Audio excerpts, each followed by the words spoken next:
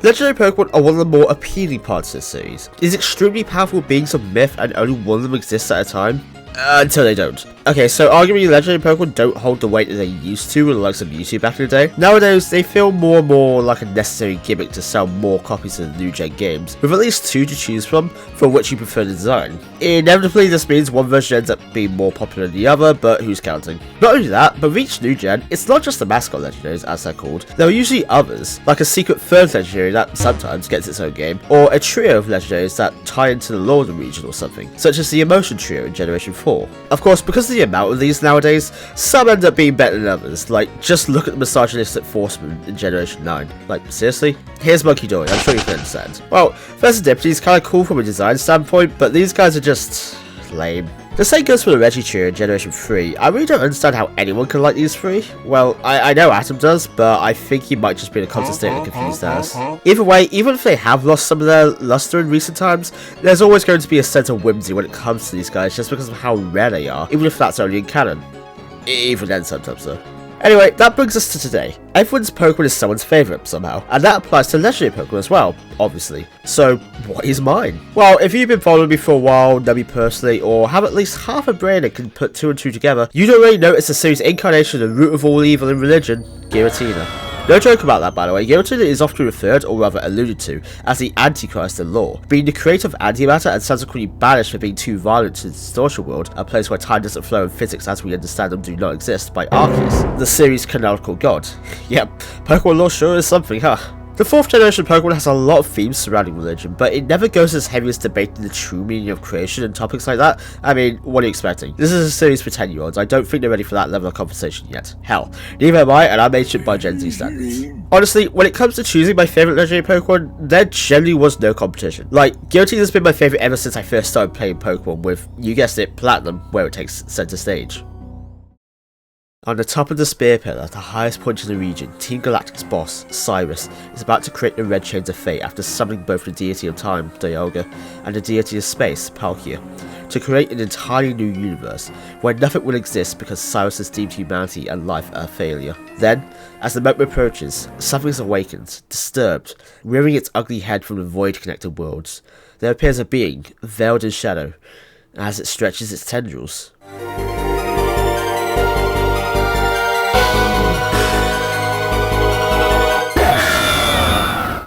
I fucking love that scene. The build up to Cyrus almost being successful and then the tides getting turned by an otherworldly threat rearing itself, arguably creating an even more disastrous inevitability if you don't stop it. Now, I don't know what's worse, antimatter leaking into our world and corrupting it beyond recognizability, or the entirety of existence being wiped clean, or because some guy said we failed. I'll get back to you on that one.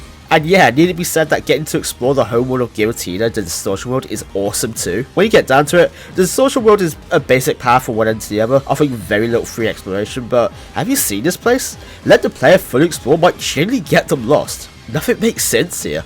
No other main series game has really done something like this, unless you want to count the home dimensions and the Ultra Beasts in the Generation 7 games, and as cool as Guslords is a mere implication alone, I don't think they compare to exploring a place like this. Is that nostalgic bias? Maybe. Besides being a Pokemon that resides in an entirely different dimension to ours, which raises questions about how broad the term Pokemon really is, considering, again, the Ultra Beast exists, and although they're a different category of Pokemon, Deoxys and the Algium line exist at the end of the day. Pokemon that are literally otherworldly. Where was I again? So yeah, besides the whole otherworldly being part, which is instant merit points, as expected, Giratina looks cool as hell. Get it? I say the funny. Honestly speaking, this is one of the coolest designs in fiction, and there are two of them. Its origin form, which is how it appears in the Distortion world or while holding the Grissiosaur in game, and its ultimate form, which is how it appears outside of its home world. And this may be a hot take, but I prefer the ultimate form. To me, somehow, it feels more iconic than the origin form, despite that being the form that appears on the box art and the form we fight it in. Of course, you can fight it in its ultimate form in a place called Turnback Cave, should you fail to catch it the first time,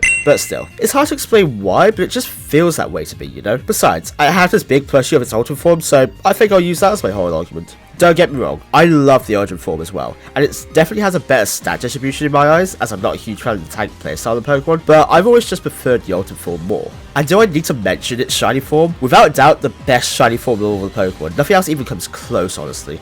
And even better, there are 2 of them, remember? So both forms get a shiny version, and it's the same incredible color scheme for both. We're reaching levels of peak previously thought impossible. I also want to mention Giratina's battle theme as well. Admittedly, it's not one of my absolute favorites in the series, but I still love it anyway, with it having both a sense of urgency to it, and sounding slightly unhinged to get across the whole unstable dimension thing. It's pretty cool, and I especially love its remix version in Legends Arceus. I never played through Legends Arceus, only like half an hour of it. I wasn't a fan of the whole catch every Pokemon as your primary objective thing, but never mind that, I just adore what they did with Giratina in it, making it Volo's last-ditch effort to find Arceus by forcing a rift between the Distortion world and your own to lead it out. Like, this dude has been going insane for a while, and I was resorted to summoning Satan to throw hands with God. Pokemon can go hard with its storytelling when it wants to.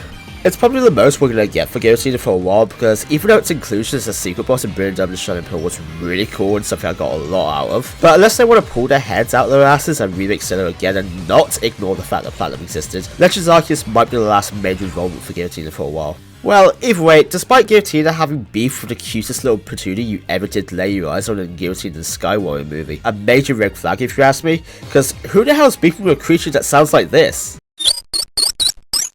Like, yeah, I know this is Satan we're talking about, but surely even the root of all evil has its limits. Nevertheless, Giratina is by far my favourite legendary Pokemon because it just has so many cool things going for it. Its eerie lore, its badass design, and its prominence in my first Pokemon game. Everything just kind of fell into place for Giratina for me. You can argue that there are better legendaries with maybe more interesting lore, such as the original Dragons in Generation 5, or even admittedly less important aspects like their stats and competitive viability, but man, that's gaming the game. I just like Giratina because it's cool.